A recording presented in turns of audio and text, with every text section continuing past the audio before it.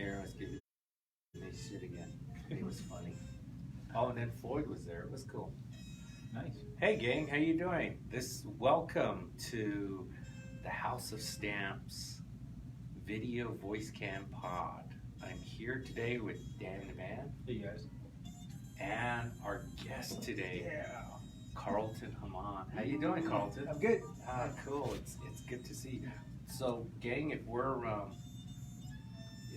I hope you guys can all hear us nice and clear, and you don't have to turn your volume to max. If you do, let us know. One of the girls will let us know what is happening, okay? But thank you for joining us. Again, we're here with Carlton Jamon,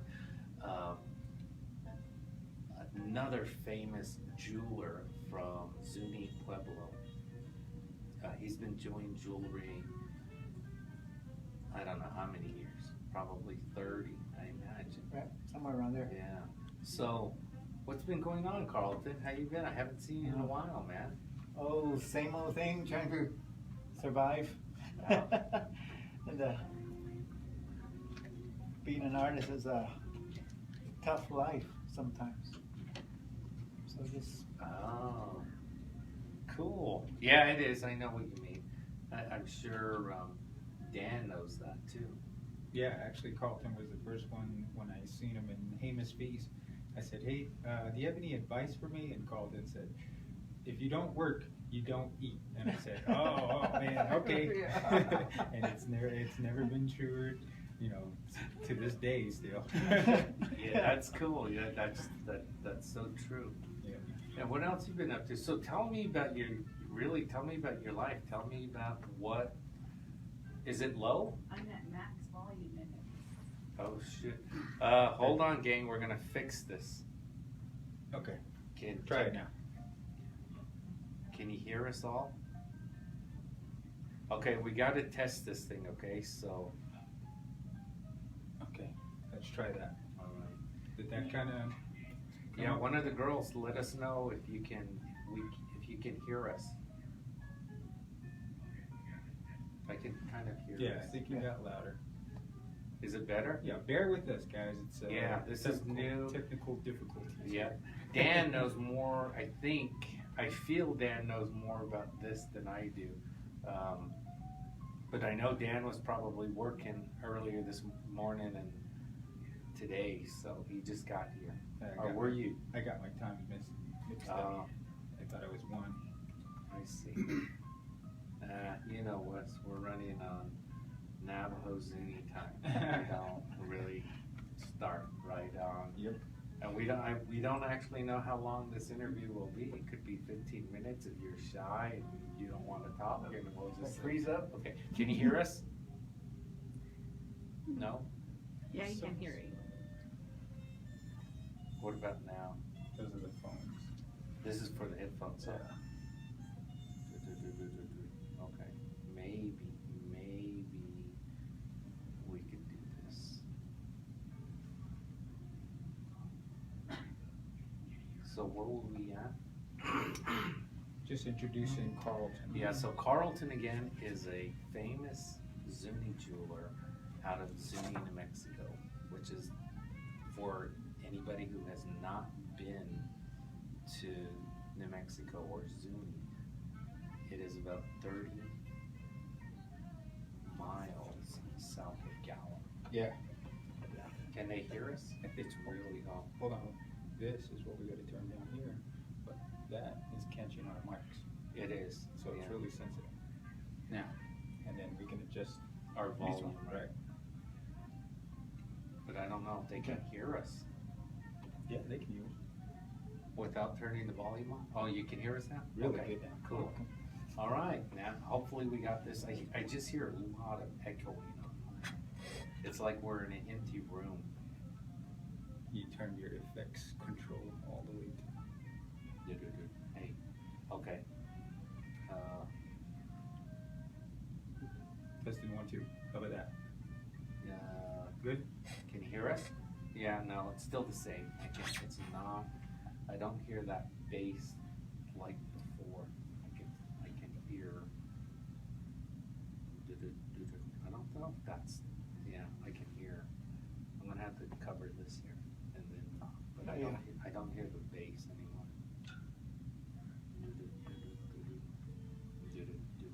Okay, yeah, it's really, I don't know what it is. So anyway, Carlton,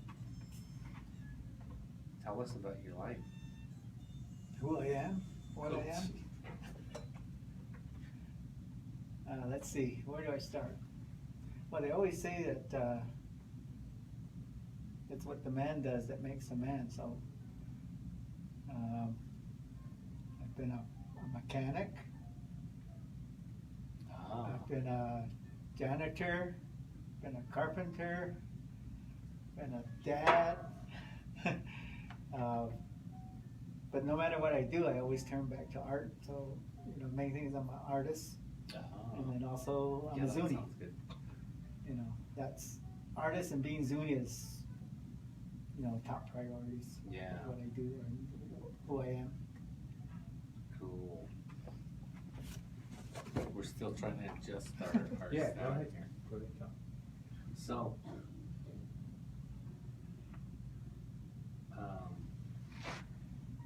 your start in the art world, how did that come about? How, you know, how long have you been making jewelry? The first time I made jewelry was when I was 14 years old. But then off and on, you know, through the beginning of when I started my family, that was the main reason why I made jewelry, to support the family. Oh, And then did other things. I was a mechanic right after that. And Okay. then just always went back to jewelry. really? So when you were a mechanic, did you work like at a In a shop. Yeah. I was actually a certified mechanic. oh, really? Yeah, and the reason why I stopped was because I just hated the smell of grease at the end of the day. You can't get rid of that grease smell, you know. And how many years ago was that? That was back in, let's see, 84, 85. Yeah. Yeah, I first met you when you had your shop. Well, I knew who you were, you know, looking through magazines, books. I would see your work and I would see, you know, the work you did, but I didn't know who you were and I didn't know what you looked like, you know. I would just see your work. And then when you and Myron, may you rest in peace, when you guys opened up that Silver Bear Gallery, Right. that where I eventually had my gallery. Yeah. Yeah, that's when I first met you. It was cool. Yeah. Yeah. That's around the same time you cut your hair. Yeah, around Yeah. I was so disappointed. What did you do that for? I know. I regret it. I regret that. So you were a mechanic, Mhm. but before that, you still were doing. I mean, you made jewelry, but not Yeah, as at the a same living. time, yeah, I was, you know, I was just selling, I was living in Fort Defiance, and I Oh, sold to okay. the hospital staff, Oh. and that's where, you know, I kind of produced a little bit more, and then moved to Albuquerque, and, you know, made jewelry for the same thing, but I really didn't have, I guess, my own style or. So what kind of jewelry were you making? I was making all kinds of jewelry, Zuni style jewelry. I did the inlay, petit point, needle point. One of my cousins had taught me how to do needle point. So I did that. I just tried everything, but it was really difficult because everybody else was doing it. Yeah. You know, you're saying you got Zuni jewelry and you showed them, oh, we already have that style, or we have enough of that. But that's when I decided, well, this is what I want to do. I see. So it was a business decision to do non-traditional. I said, well, there's nobody doing really any contemporary work, Zuni contemporary Yeah. work. And that was an easy decision, but pulling it off was very difficult. Yeah. You know, it was even harder to sell. I imagine Yeah, because nobody wanted. Nobody wanted it. Yeah, they wanted the Yeah. same type of Yeah. work. You know? But even though I decided that, I really didn't know how to do it or have the funds to get extra, because what was selling was when I started developing those silver bears. Okay.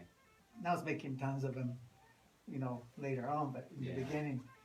And it's really interesting because it was, we had neighbors in Albuquerque. They were a young Zuni couple, Oh. and they were making the That fetish sounds necklaces. They were making fetish necklaces, and they were selling tons of them. Like they're Really? making them, selling them as fast as they can. And I was like, I want to do that. I needed to make money. Yeah. So figured, well, I'll make a silver one.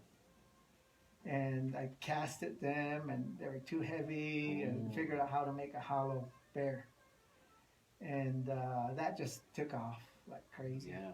I remember Yeah. that. I remember seeing those bears in the ads in whether it was Southwest Magazine, Native Peoples along.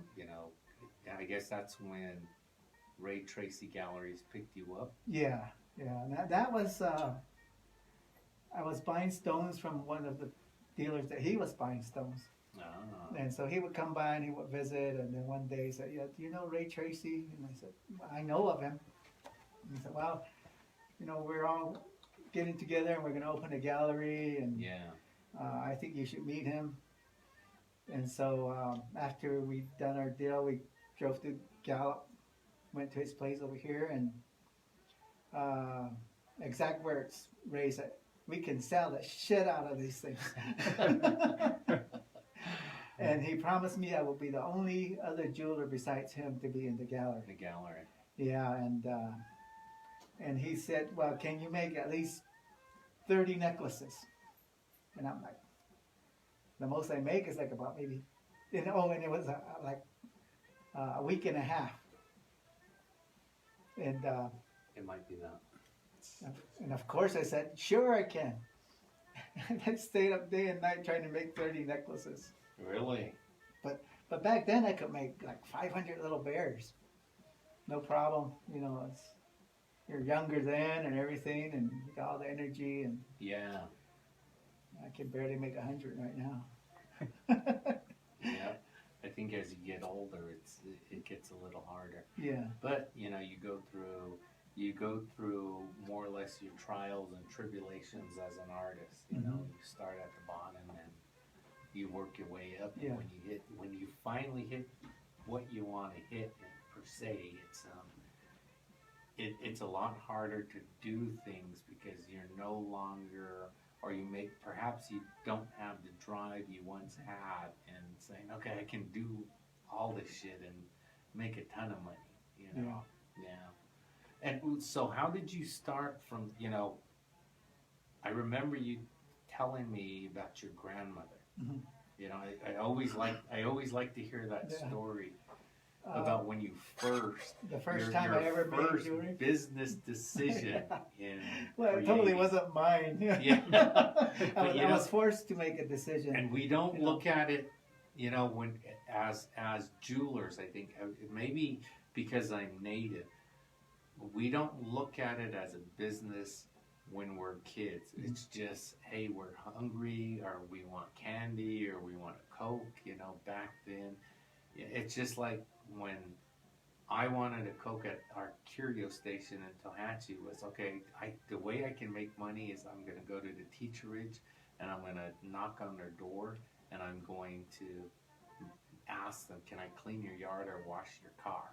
And then get a couple dollars and go straight to the Curio and buy Coke and chips, And with jewelry, because your grandmother, and I'm sure your family made jewelry, right? Yeah, most everybody made jewelry, but only my parents didn't do that as a living. They had regular government jobs I see. out in Wingate. But the rest of my uncles and aunts, and They they made jewelry full time. And so, and my grandmother worked in Rama, but she always did jewelry. Her and my grandfather. So one day, I don't even remember why I was in trouble. Yeah. Got mad at my mom and ran away from home, from Zuni to Gallup. Ended up at Grandma's place. And you know, I hung out for a couple of days, and you know, she was working on jewelry and didn't really pay attention. I was Yeah. just glad I wasn't at home in trouble. Well, you know, she told me that, you know, you can't just hang around. You got to earn your keep if you're going to stay. If you're gonna stay. Yeah. So she had me start buffing little rings, just Ah, a little round wire with a one stone on it. yeah. And she always had a standing order at Taupe Turpin's. Okay. And so Do you remember it wasn't Tope Turpin, No, it but was- the other dude that, Yeah. you know, his hand was. sort Yeah, of- his hand, he yeah, was I had the the, hand. I think the manager, I can't remember his name. I don't remember his name either. I always but, thought he was the owner. Yeah, and he wasn't the owner. Yeah. Yeah, so she, you know, she did 100 rings at a time. Oh. And so I helped her finish them, and so we went and sold them, and she got more supplies, and she, it was always 100, but this time she wanted 200. Oh. So on the way back, and we walked, and so on the way back she was telling me, okay, you're gonna do this, you're Yeah. gonna help me more. Well, I end up I had to make the 100 myself. And so Oh. you already watched me how to do it, and it was basically do it, Yeah. and I'll make sure you do it right. And so, Do you remember what year? oh God, I don't know, maybe 79? no earlier than that. Earlier. Yeah, Okay. Wow. And I was like 14 years old, and so I did them, and it came naturally. You know, Yeah. I did everything right, and you know, I think she helped me grind the stones for me. Oh. And that was one part that I still struggle with, trying to shape stones and keep Yeah. him on that stick, put it on Yeah, there and fly yeah. off. And Yeah, I know the feeling. so, but anyway, so say, okay, we're done. She was done way before me, just waiting on me, I think like a couple of days. Oh. So by the time we finished my batch, we went and sold it, and it was $100 because they were $1 per ring. Ah. And I was like, on the way to sell, I was like, oh, I'm gonna go and I was gonna buy some cassette tapes and all this stuff that my $100 was already spent before I got it. And you didn't even know it. And I didn't even, I was just looking forward to all that. Yeah, And then you I'm gonna were get all these, and then I'm oblivious gonna to go the home. business, you know? I'm gonna go home after this. Yeah. But you know, we sold it, and then she got the money, and she handed it to me, and I was like, oh, I have $100. And then the way the store was figured out, you sell here and you buy your Yeah. supplies. Well, we walked over and said, okay, now you need to buy your supplies for the next batch because we got another 100 each. Oh. And so just got the silver and the turquoise, and then she had me buy my own hand tools. Oh, okay. Hand tools and the toolbox. So it's Cool. like maybe 4 pliers and a hammer and a scissors, and then the silver. And she told me, if you're gonna make money, you need to put money back in. Into your supplies. Yeah. Otherwise, when you go home, how are you gonna make these? Yeah. Because there's no way you're gonna make them. And you know, at the time you don't think that's a lesson, but it was a lesson in disguise. Yeah. And I always remember. Oh, okay. Hold on. I know it's. This part broke, so when you move it, it makes that noise. So try Oh, not this to part. move it. Okay. Hold on, gang. Let's. Here, just switch this one. No, I know. I have a. Technical difficulties. Yeah, technical difficulties. This is the part that broke. This side, right? Loose and I don't know if it's this part or if it's inside here actually. Oh. Hold on, gang. Where's my? Nothing like Oh, going can you live, put huh? that one? Yeah, this is the trials of going live. Well, you know what? Even though you just did a Oh, few, shit, that's not gonna work too. I think I'm going to be addicted to this podcast. Nice. Take that one off, Dan. Let's pop it in here. Here, just use this one. Then I gotta switch this whole thing here. Just leave that one on. We'll turn that one on. I'm glad Dan's here. I know. So this one is, I don't know what number this one is. Yeah. Number 4. It's Isn't linked it? Or around number with 3? Number 3.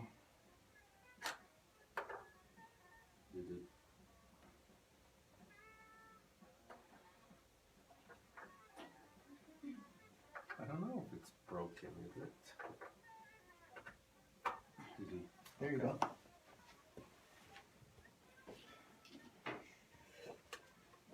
Sorry, gang. Yeah, it's not my fault. Yeah. Yeah. See, that- Now yours is really loud because Yeah, it is. It's a working mic now. It is, yeah. Okay.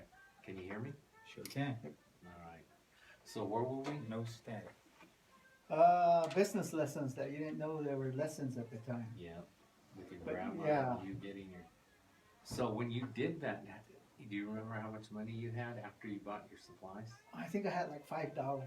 So what'd you do with it? I don't even remember what it Really? was. Yeah. You were like, Yeah. shit. Shit, that's all I This have. sucks. Yeah. I don't want to work. And you But know, you had $5. You had more than what you came yeah, over yeah, with, you know. yeah. And I think that, you know, just that one lesson, you know, I held on to that. And it's still Understand, ingrained you know, it's in still you, too. ingrained, and whatever I do, in business wise, I always put that money back first. Yeah. You know. Well, I think that in any business, that's what you got to Mhm. do is you got to make sure, you know, you put at least 3/4 Yeah. back into your business. Because if you don't, you know, you won't be successful, or you're going to be in that wagon wheel Circles. of making, for instance, $100. You spend 75, and you put 25 back into it. You're still going to be at that level. Mhm. And I think a lot of jewelers, a lot of artists have that concept. They may make $2,000, $3,000, $4,000, $500, whatever, but they don't put a majority of it back in. You know, I mean, I certainly you have, because from that beginning, you in the getting, you know, having gallery, a graphic design business. You've worked with computers with your son and did a lot of that, and you know you had. I remember asking you to do. I've always asked you. I think even with our signs when Right. we were downtown. You know, the first gallery and then the second gallery and then our shops here. Yeah. You know, so. It's always good to support you and to see what you do, and even your cups and all the graphic stuff you do now, you know. Yeah, that, Join. I mean, all that, and other things, you know, I always looked at, okay, well, where can I make some money? If I saw an Yeah. opportunity, I went for it. And, And you're also outspoken. If yeah, you I'm don't trying to mind stop me. that. Well, I think as we get older, we tend to realize, you know, Yeah. oh, we should have let's sit back a little Yeah. and really listen, you know. Yeah, and you know, being outspoken gets you selected to do more work. Mhm. You know, especially community-wise. Yeah.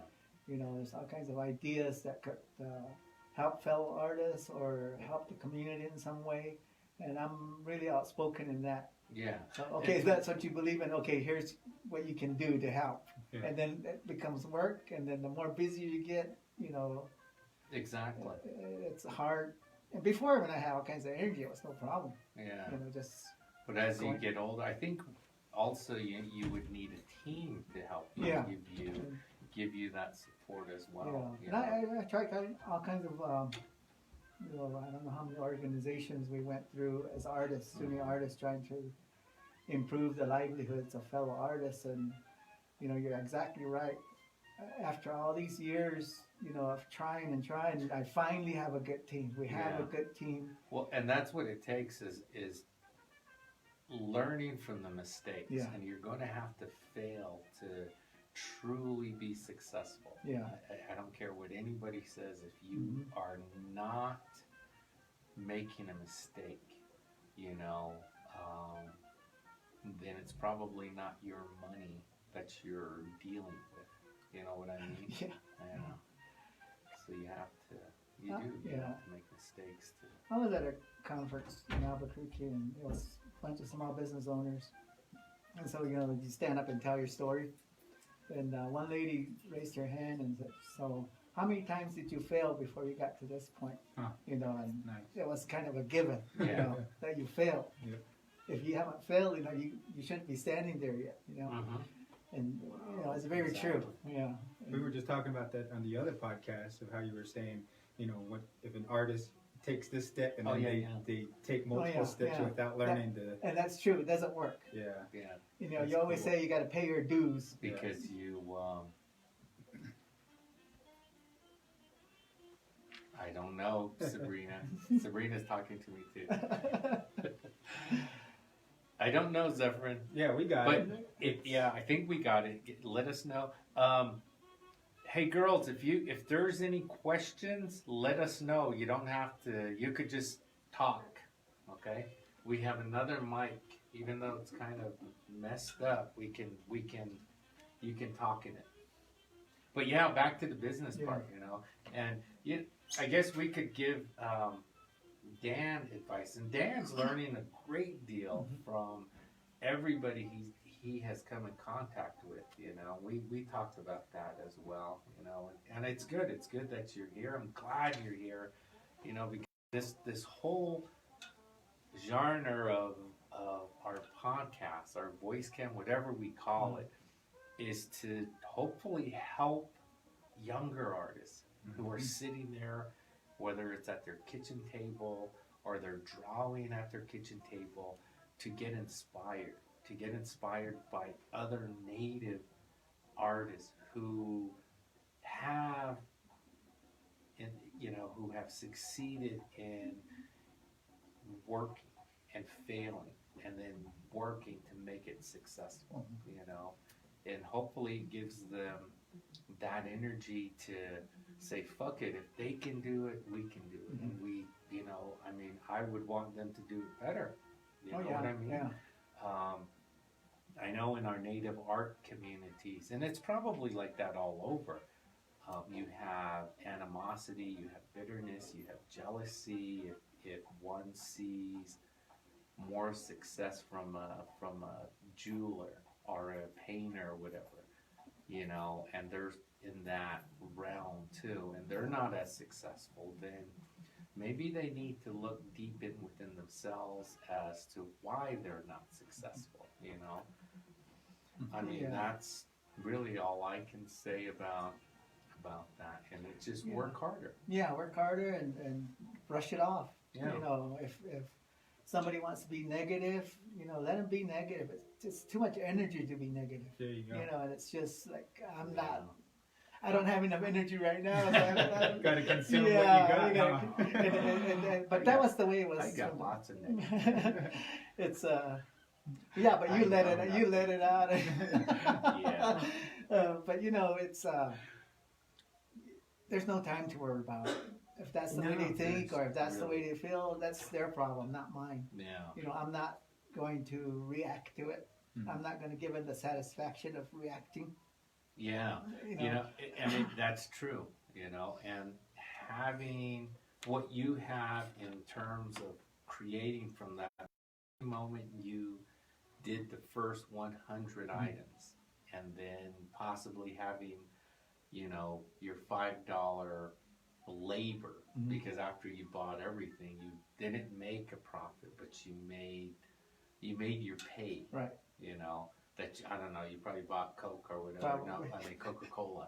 And as you progressed, because you were a kid then, Yeah. you know, and you progressed, but that was always ingrained in your head what it would cost Right. How How much, much? you know,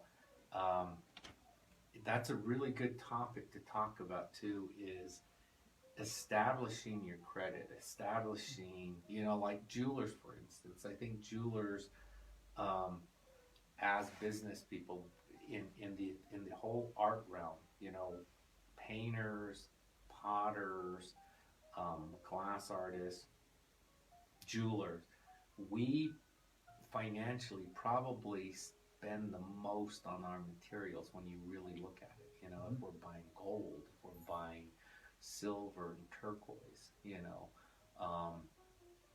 if we make 200,000 a year, we're lucky to spend $50,000 on ourselves and our family and our bills, because 3/4 of it or more has to go back into your material to make that amount of money again. You know, I mean, but in the long run, if you do that and you keep that up and you're persistent, then you do become, you know, you can become successful, I think, in that realm. Yeah. You know, I mean, for potters, yes, they have their secret areas where they get dirt or clay, not dirt. Don't get mad, potters. I'm not a potter. So, you know, but they make the most profit if you were to look at the business part, because everything they use, if they're traditional potters, is from the ground. And they don't have to go to a store to buy the clay. They could, but, you know, they would rather, you know, a couple $100 a month in gas perhaps. Out there, it's more labor intensive in a sense of digging it out, taking it home, you know, and doing the labor intensity of making it into, not dough, but you know what I mean. Yeah. But at the end of the day, when they're out there selling these beautiful, beautiful objects, you know, the profit margin is extraordinary. Oh yeah. You know, you go to a potter's home, whether it's on the Rio Grande or in Zuni or where at Hopi, you see their art. They have hundreds of thousands of dollars of art because they're able to do that. They're able to drive nice vehicles. They're able to pay their bills, you know. For jewelers, it's a different process in doing that. Yeah. We can't drive the You got the same vehicles. old truck on show to show. Exactly. I haven't had that. I've never had a brand new vehicle. I've been doing this 30 years. I've never had a brand new vehicle, you know. Yeah, that was one of my rewards of getting my first brand new truck. Oh. But that was, you know, that took a while. Yeah. And that took a lot of work and saving and, you know, you have to be disciplined. Exactly. You discipline Yeah. yourself, and there's nobody else to tell you what to do. I think you have to tell yourself. You know, yeah. And sometimes you force yourself.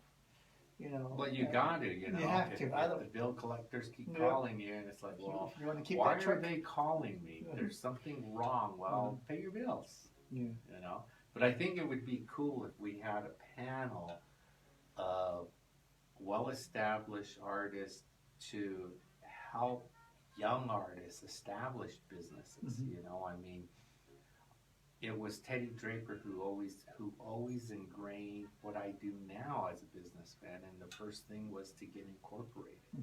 Because if you're incorporated, people treat you as a business and not just a person, you know, and that helps in the long run, you know, whether you need a loan. And if you're in business, of course, 98% of companies will need a loan to survive if you want to be bigger.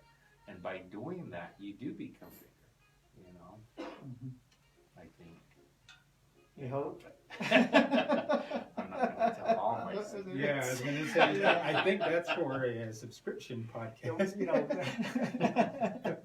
You know, that's one thing that I avoid is getting loans to run the business. But doing other things and other businesses, I got loans from the jewelry. Yeah. And it's those little silver bears that finance whatever else I Yeah. get.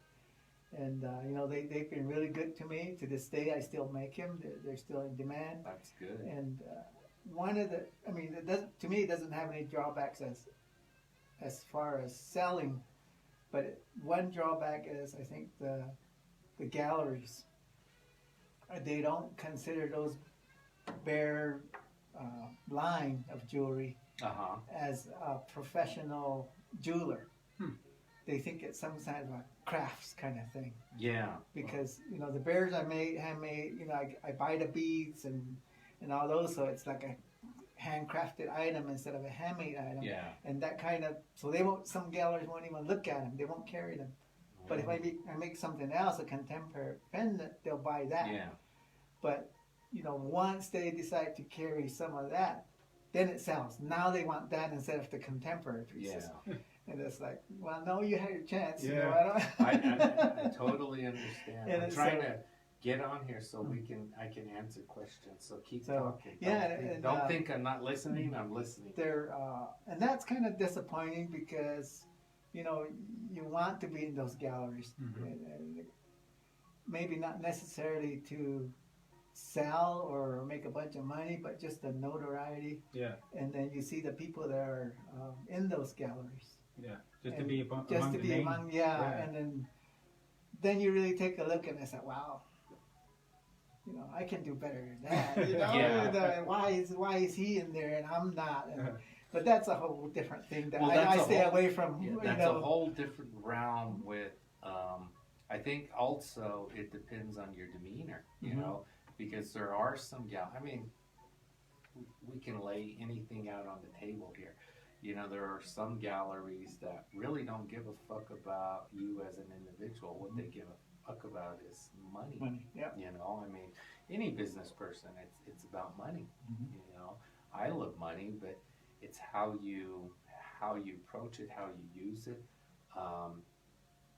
But there are certain galleries, and I've been in this business 30 years. You know, there are some galleries that will only buy your pieces because they can sell it, but they can also demean that artist Mhm. to a level that's down here, and they treat them like Oh that, yeah, yeah. you know, but they love their work, you know, because they can sell it and they make a nice profit. You know, it's funny, there was one post, it was several years ago, about some artist complaining that, and there's always going to be an artist that's going to complain and say, well, we shouldn't sell to these traders, these gallery owners, you know, and they treat us like this, they treat us like, you know, it works both ways. Yeah. And I told Dan that one time, when we did the podcast. I'm a businessman, I have a gallery, of course, I gotta buy pieces, but I also gotta sell them, you know. It's funny, I'm Navajo, and sometimes when Navajo artists come, I deal with a lot of Navajo artists. When they come, they'll give me a price, you know, and then, like I said, I've been in this business 30 years. I know what sells Right. and pretty much how much these galleries or these shops or these traders buy them for. And they But come they'll over and they always- charge you and more. they'll charge me more. That's and exactly what happened to I me in will Zuni. say, you know, why are you doing that? Yeah. They're the ones that live in the $1 million homes, and you know, Yeah. but they have no answer to say. Yeah. They just don't say anything. Yeah, you well, know? when I was doing that in Zuni, you know, buying jewelry and buying the fetish carvings, and that's the first thing I would say when they say the price. Yeah. Now, is this the same price you're charging down the street, you know, at the other places? And they would swear up and down they are. And then I tell them, if I find out, I'm going to buy from there. Yeah, And because I'm you not, can I can buy cheaper. cheaper than what you're charging me. Yeah. And they swore, and I said, okay, I'll find out I'm never buying anything from you. No. And they still did it. And then they And shit on you. Yeah. You know, they say how he's fucked up and he's no good. You know. Yeah, yeah. And then all those rumors start to Mhm. happen, and it's And like, we're a small village, and Yeah. everybody knows there. People well, talk, and exactly. Same then with you our look bad. world, you look know. bad, you know. Yeah, same with the art world. It's so small, you know, when you're in that upper echelon of jewelry that everybody wants to be in. It is, you know, I mean, there's all kind of force fields that make the negative energy go around, you know, and part of the business, that's just business, you know. So it's good that you do what you do, and you're able to create economic vibe, not just for you, but for your community, in a way that when you speak up, and going back to that, going back to not being an activist, but yes, being an activist in a positive way, making sure that other artists who are table to mouth, if you will, they'll understand, and they'll say, okay, I don't want to do what my parents did and work for the trader or wholesale all the time, you know. And wholesaling is good. I did that many years to get where I'm at today, you know. But there's a way to do it. If you listen as a young artist and take those tools that other older artists have tell you, and you use those tools right, you can become successful, you know. If you don't, and you say, oh, I can do it myself, you know, 9 out of 10 times they will be in the same position they're at 10 years down the road, you know. And it's a given, because they don't want to open up, they don't want to realize, you know. And then the negative energy starts to happen. Yeah. You know, I decided way from the beginning that I will always help other artists, because when I was trying to figure all these out, you know, even pricing and how to price and all that, I would go to these. This was after I started getting the shows, but before I was weren't familiar with it. And once I started doing the shows, and there's other artists, you know, that I looked up to, even though I didn't know them, and I would go and ask them, you know, direct. You know, you're a newbie, or you have all kinds of questions, and nobody wanted to help. Nobody. They would brush me off, like, oh, leave me alone, kind of thing. Until Myron won some big awards at that 8 Northern show. And then I found out he was Zuni. Oh, there's a Zuni here, you know, won all these awards. And I went straight to his booth and started asking him all kinds of questions, and he answered all of them. Myron, you know, despite what other people thought of Myron was honest. Myron was truthful. Too honest. And that's what, not the jewelry, not the jewelers per se that did not like, it was the non-jewelers who sold work that ended up not liking him, and persuaded a lot of other jewelers not to like him, because he was an activist for the jewelers, you know. But sometimes they didn't realize that. And, you know, in the end, when you really think about Myron and what he did, you know, despite what people have talked about, you know, about him, he was always honest. He was upfront, you know. And if you couldn't take his shit, then you were probably wrong, because he would, you know, he did his homework. He knew what he was talking about. Oh yeah, he always had to have the last word too. He did. I remember him and I, we would message. We would crack up about that. But, you know, it's he always shared with me, you know, and he started before I did, you know, and doing the shows, and you know, just asking him any kind of question. You know, I mean, we'd never met, and he answered every question and invited me to his studio, and that's cool. You know, and then you guys eventually started your gallery. Yeah, we started the gallery. We shared a studio at the same time. And then, we had this grand old idea of having a gallery in Gallup. And that's cool. I actually Yeah. talked him into doing investing money into it. Yeah, it was always cool. I remember going in one night, and that's when Arts Crawl was just starting to. We started remember? It. Yeah. We started And I it. remember the floors. That's what Yeah. I loved about Oh yeah, the clay floors. that building there. Yeah. And when Val and I, so it was my brother Delbert who rented it, Uh-huh. and he's a photographer, Oh yeah. and he had asked me. He said, "Do you want to share the building? You can have your gallery up front." So I said, "Hey, that's cool." We had no money, but we ended up having it. Then we moved to the bigger one, But yeah, that was a cool place. Yeah, I really liked that place. Yeah.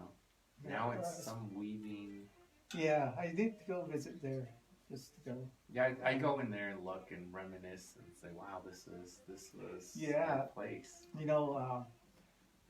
When we were there, everything shut down at Friday, 5 o'clock. Saturday it's pretty dead.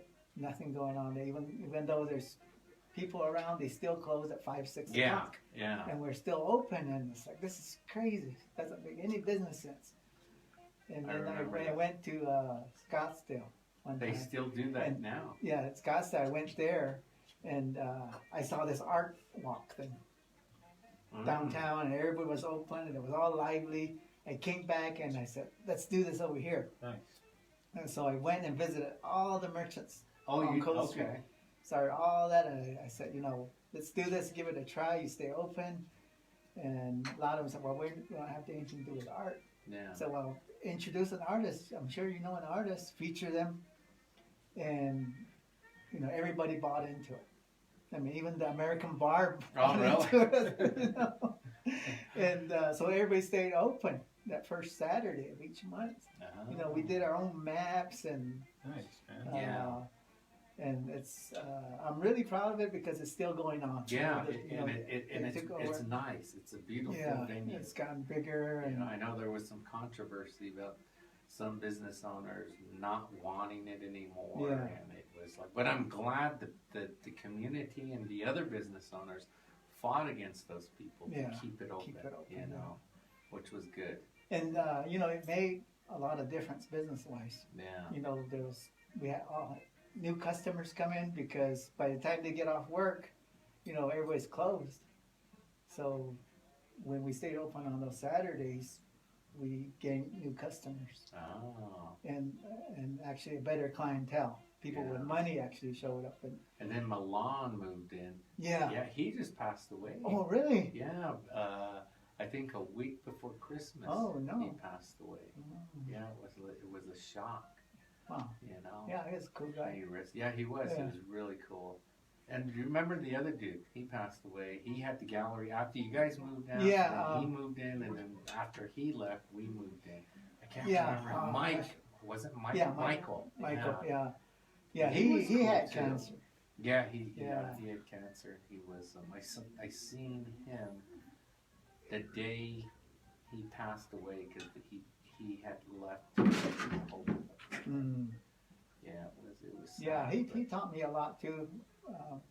Yeah, he was especially really cool because yeah. you would go in there and he would talk to you about Yeah. business. He wasn't from Gallup. No, That's he was from why. California. That is Yeah. why he was very open. Yeah. He was very open to everybody and everything, and he would talk about his success and Yeah. his failures. Yeah, and we were already in the T-shirt business then, and but he taught me a lot about T-shirt printing, all the different shortcuts you can take, and telling me where to buy shirts wholesale, all the supplies wholesale. Yeah. Gave me all his business secrets. And then Do we you actually- do you still do that? Do you still do the T-shirts and everything? Yeah, Because I know we got T-shirts from Yeah. you a couple of years ago. yeah. And right now we're concentrating on the larger orders. Mm. The small orders, they take about as much time as Yeah, that's and the then- bigger orders. Yeah, and it's got big plans for the graphics business. Cool. So, but like you said, it's always about money. Yeah. If you want to go big, I you know gotta people. have some money. Yeah.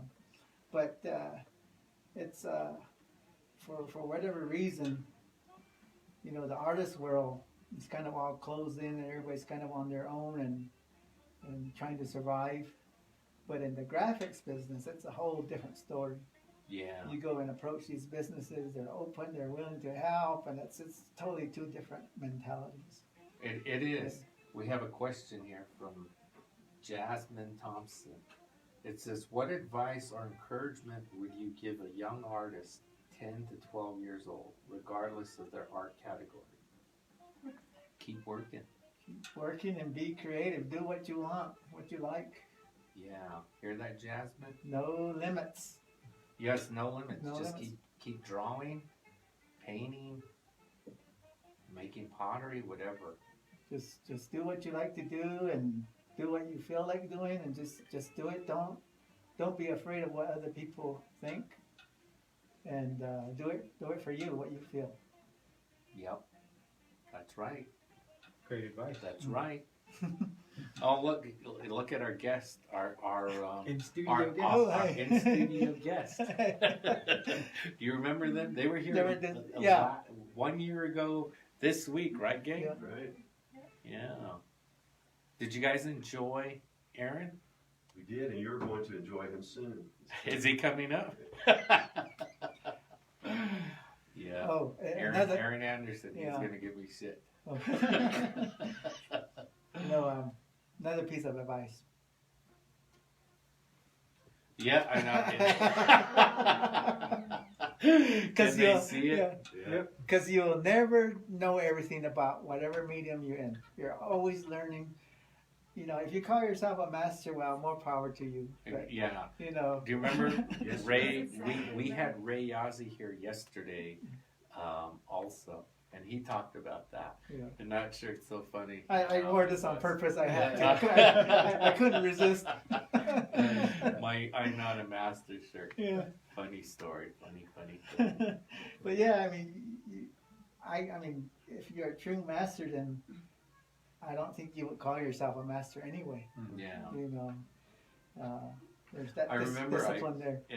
There's a funny story. I went to Jacksonville in 2015 or 16, and we did a tool show or a gem show, and I had like a dozen of these, so I wear them just like I wear my House of Stamps t-shirts.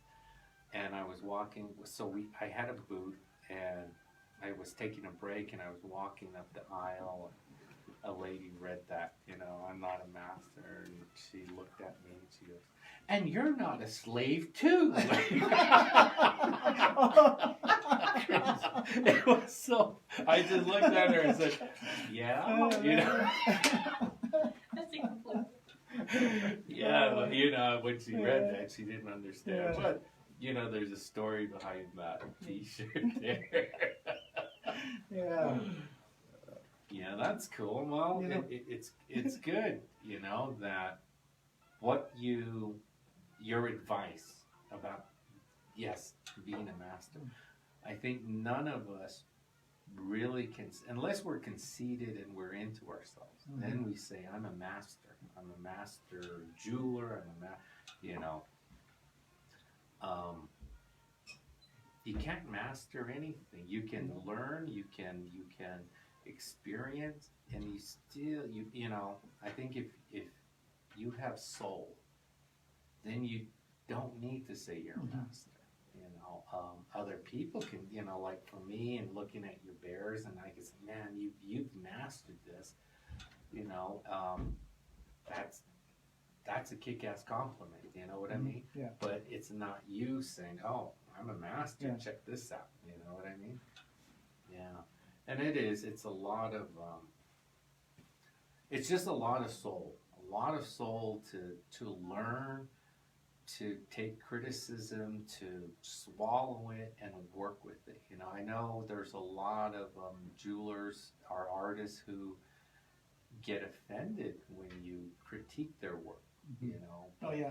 critiquing it, I think, is part of the goal of teaching, of learning, of helping them learn and understand that there are certain ways you could create it, there are certain ways you could do a certain piece without wasting so much time doing it. And you know, I mean, you're just critiquing it. And I remember in 90, I think it was 1990 or 91 when I, no, 91 when I first did an inlay bracelet.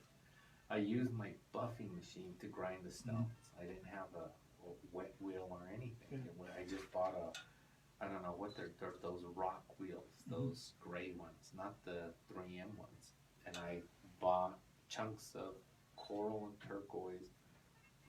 Oh, excuse me. And it was IJS in Albuquerque and Thunderbird who actually told me how to shine them. They would say, well, you know, use this sapphire powder, because I said, I don't really have any tools. How would you do this? So they were really nice and said, well, use this powder. Here's the leather chamois. Get it wet, but not really wet. And then get the sapphire powder creamy. Put it on there, and you know, 1, 2, 3. So I was doing that on the buffing machine without, and I never realized, okay, I got all that electrical with the lights in there open, you know, I'm going at it with water squirting in there. Not really, shit, I could shock myself, but I did that, and I made this bracelet. It was flush. And man, I was so happy, you know, and wasn't drunk, and took it to my buddies next door, and they were drinking, so and then I started drinking, but I told this dude who was well known, he's from here. He did these beautiful necklaces, these bead necklaces with coins, and they were known for that, him and his brother. And he looked at it, and you know, he was serious. He looked at it, he was just looking at it, and he looked at me, and he looked at it, and he goes, were you fucked up when you did this? And then it just boom. I freaked out. I didn't get mad. I just said, fuck. In my head, I said, fuck. No. You know, so I went back and I took all those stones out. I wasted maybe $150 on all that. And I redid it, you know.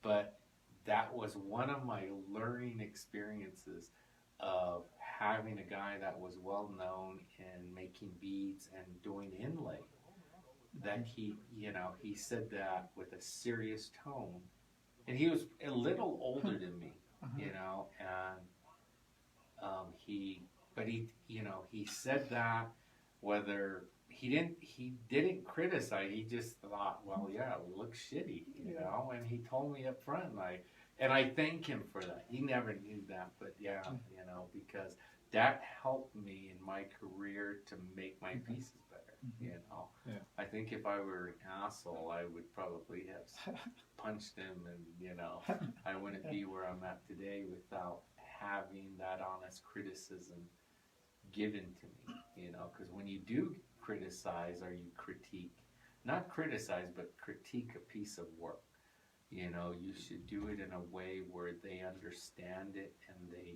realize and they'll learn from that, as opposed to cussing you out and not talking to you. You know? Just putting you down. Yeah. Yeah.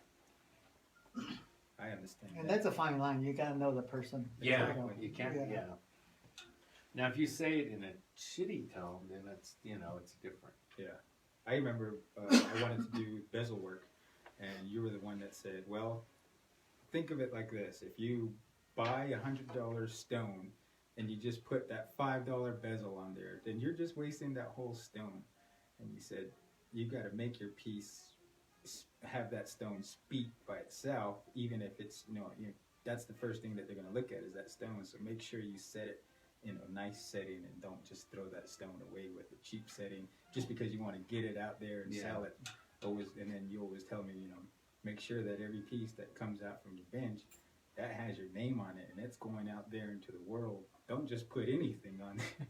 Yeah, you don't want to rush it. You know? Yeah, you know, it's like that. No matter if it's a real expensive piece, exquisite piece, or a simple item, it's still gotta have your mark on it. It's gonna represent you. Exactly. How you work, and Yeah. you know, you gotta maintain that quality no matter if it's really an insignificant piece. Yeah. You know, it's got to be done right. Yeah. Yeah, and there's this quote that I read earlier this week. It said, "Doing a thing right is never wrong." Ah, that's cool. Yeah. I was like, oh wow, use it on the podcast. And Yeah. Here you Yeah, said it. right on. Art is soul. I remember Art is we were soul. talking Yeah. to that's Marla. what Yeah, Marla, that's- and then that's what Val it and is. I the other night were saying, what did she say? So I had to go back to the video. Was it Feed the And- Soul? No, because when I remember, we were talking about the art Yeah. and about collecting, and I think all artists should collect as well, because everything that is made by hand, it comes from the soul, and going in. I mean, for instance, for me, I go home, I sit on my couch, and I'll just sit there and look at my art, and it does feed the soul, but art is soul is art, and that's how that came about. So Sweet, it is. man. I like that saying. Yeah. And where else has this life, the creativity, the artists, where else has where has it taken Carlton Jamon? Wow. Oh, it's taken me all over the country. And Into you Japan. went, yeah. Yeah. And And how did you that like one, that? I really enjoyed it, but Really? I mean, it's a whole different part of Japan that you know. Mm-hmm. I know the people I know in Japan. They're all renegades and outlaw people in a motorcycle yeah. gang, and I didn't know that for a long time when I met Shintaro. The first time I met him and this other guy came, and it was at my studio. Uh-huh. And they come barging in. They're all With their vests leather and yeah. everything, and big old rings, and two Japanese guys with long hair. And the big guy, he came in first, and he just got a showcase with glass, and he hits the thing with his big old ring. Yeah. And he goes, "Is this your shit?" And I'm like, Really? "Oh," like step back and all. And because I was ready to close. And the sun was going down, and I said, I didn't know what I was getting myself into. I don't know what these guys were going to do. And I didn't answer him. It just kind of got, I was in shock, being afraid I'm going to get robbed or something. Yeah. And here, he goes to the next case and says, "How about this shit? This your shit?" And I said, "Yeah, that's my shit." And got along well right after that. Really? That's cool. But before they left, the other one, Shintaro, which I got to know very well, he didn't speak English. So the translator, his friend, was from California, and he said, he wants to come back next time. Oh. And it's, he wants to know if he can come back, and I can share whatever. Yeah. Because a lot of people say, "Oh, I want to come back, visit, whatever." It's Yeah. one of those things. Yeah, It's like, I okay, hear you. yeah, fine. Oh, how much is that? I'll be back. Yeah.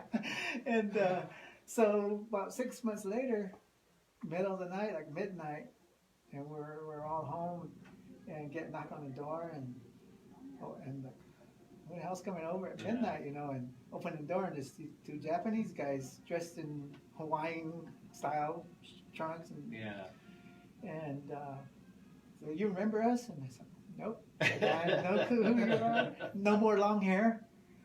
And they had to remind me, and said, "Oh yeah, come on in." And so, "Oh no, wait."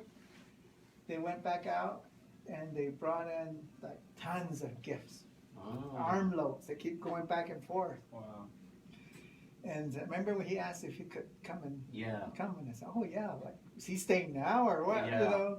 And he just came from Japan to California, And then and straight. to Zen. they drove, presented the gifts, and to formally ask if he could stay in the Oh. future. Yeah. So they gave and then they left around maybe 2:30, 3 o'clock in the morning, went back to California, and flew back to Japan. Oh. Wow. That's nice. So another year passed, and brought his family, and That's funny. And they used to that come you- every year. That you talked about the bikers. You know, that's his life. Yeah. A few years ago. So every time I meet Japanese people and we talk, or we take them on up to the cabin, our cabin or whatever, at the end, I'll always say, "Can you say we love you, Lyndon?" You know, out loud, and in the back I go, "Yeah!" So we met. So I was following these two bikers who came from LA or Japan, and then they did a roundabout on the Navajo Nation, Monument Valley, Tuba, and into Gallup. So I followed them, you know, on Facebook, and then we ran into each other at El Rancho. Val and I and the boys were eating, and then all these Japanese bikers walked in. They all ate. So I was sitting there, and they didn't know who I was. I was just following them on social media. So I introduced myself. We started talking. So I made them all get, you know where the fireplace is? Yeah, in the lobby. So I made them all stand right there and say, "We love you." Yeah,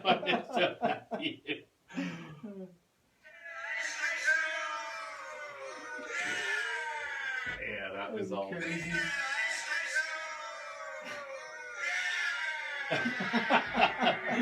There was like, I don't know, a dozen of them, you know, but it was really cool. You know, they look mean, but and it's how they respect people. You know, they're truly, truly respectable, and you know, you wouldn't think that they're, you know, just their demeanor when you see this, like, oh shit, I don't want to mess with them. Yeah, I mean, even local bikers are they're like that. They're real intimidating, and you know, once you dress up, and you know, you have to wear eye protection, so you get these cool sunglasses, and then the kids look at you different.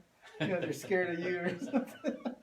Yeah, that's another story. Yeah. So this cool biker story that I have is of Myron, me, Carlton, Oh, yeah. my dad, and we were going up to rally in the Rockies, and the Los Lonely Boys were just barely coming out and making their way on the scene, and there was a poster of them, and they were going to be playing that weekend the following weekend of the rally, and so all of the patrons in the casino and at the rally, you know, they spot 4 Native American dudes with long hair. That was in Ignacio, right? Yeah. The rally. Yeah.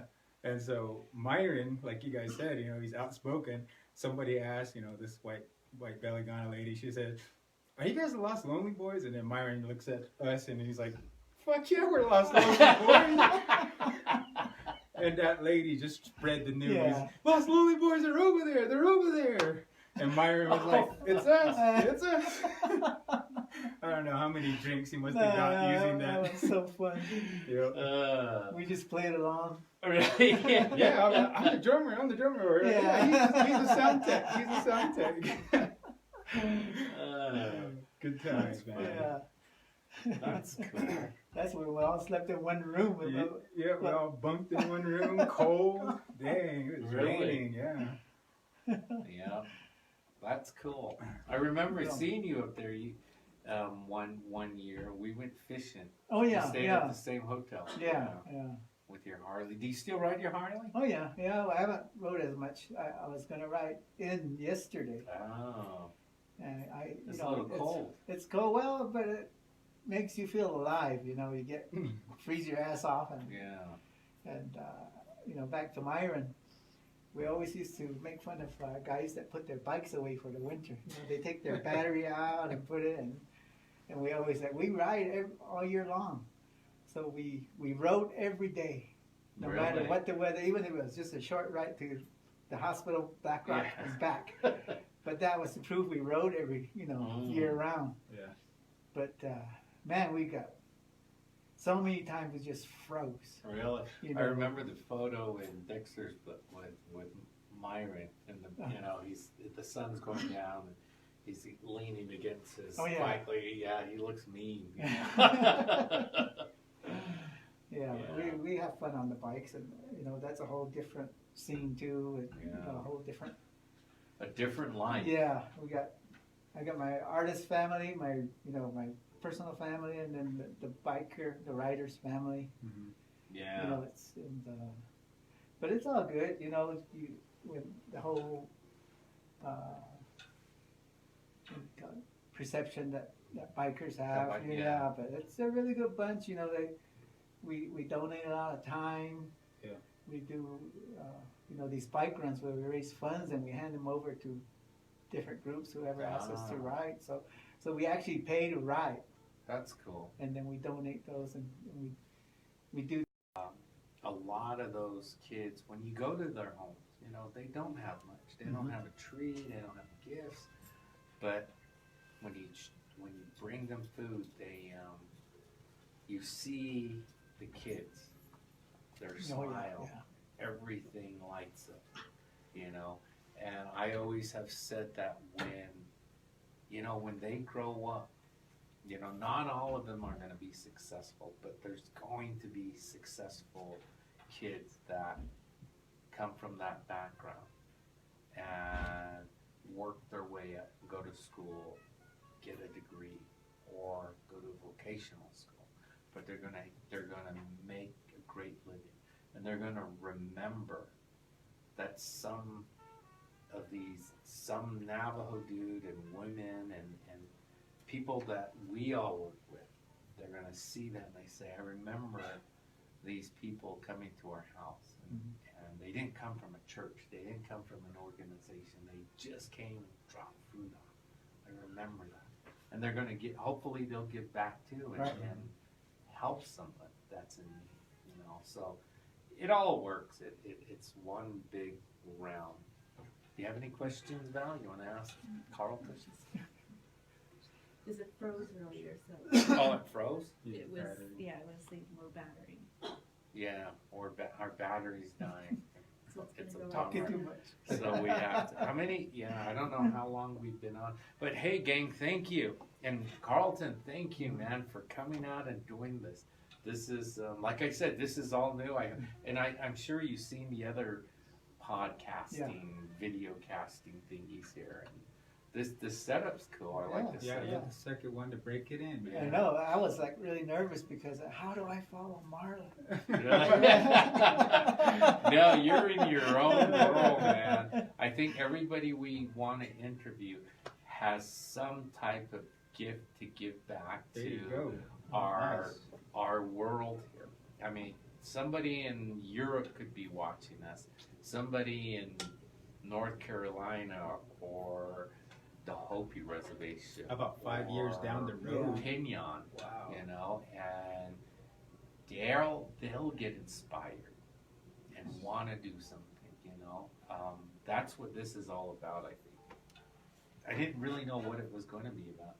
I just wanted to do this because I always do videos on our closed group, you know. So this isn't I'm not as nervous as I probably would have if I never did the videos on the closed group. But the closed group also is closed, you know.